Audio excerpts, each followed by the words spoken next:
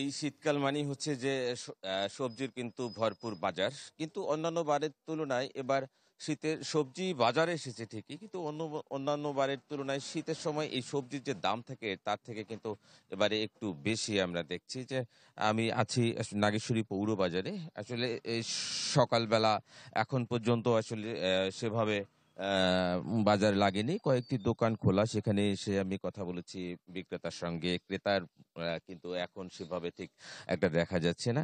তো এখন যে শীতকালীন যে একেবারে সবজিগুলো যেমন ফুলকপি এগুলো ৩০ থেকে ৪০ টাকা বিক্রি হচ্ছে, আলু বিক্রি হচ্ছে ৫০ থেকে ৬০ টাকা, মূলা বিক্রি হচ্ছে, বেগুন বিক্রি হচ্ছে ২০ টাকা কেজিতে।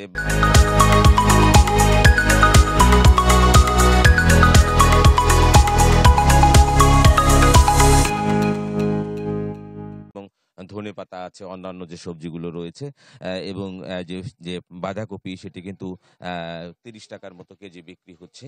তো অন্যান্য সময় এই শীতকালে কিন্তু বিশেষ করে বেগুন, তারপর হচ্ছে আলু এবং মূলা এগুলো কিন্তু একেবারে ১০ থেকে ৫ টাকা পর্যন্ত কেজিতে বিক্রি হতো। সেটা কিন্তু এখন ২০ টাকার নিচে কিন্তু এখন পর্যন্ত কোনো সবজি নামেনি। বিশেষ করে আলুর যে দাম, সে আলুর দাম কিন্তু অন্যান্য বারের তুলনায় এবারে বেশি, যে ৫০ থেকে ৬০ টাকা বিক্রি হচ্ছে।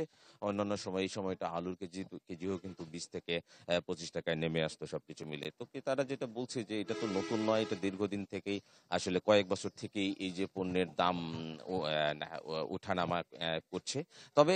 তবে শীতের মধ্যে কিন্তু এই যে সবজিগুলোর দাম সামনে কয়েক সপ্তাহের থেকে কিন্তু অনেকটা কমেছে সবকিছু মিলে। একই সাথে যারা একেবারে শীতের সবজি চাষ করছে প্রান্তিক চাষিরা, তারা কিন্তু বলছেন যে এবার তারা একটু ভালো দাম পাচ্ছেন ভালো সবকিছু দাম মিলে। পাচ্ছে। ধন্যবাদ আপনাকে সিরাজ। দর্শক, আমরা শীতের সবজির বাজারের খবর দেখাচ্ছিলাম।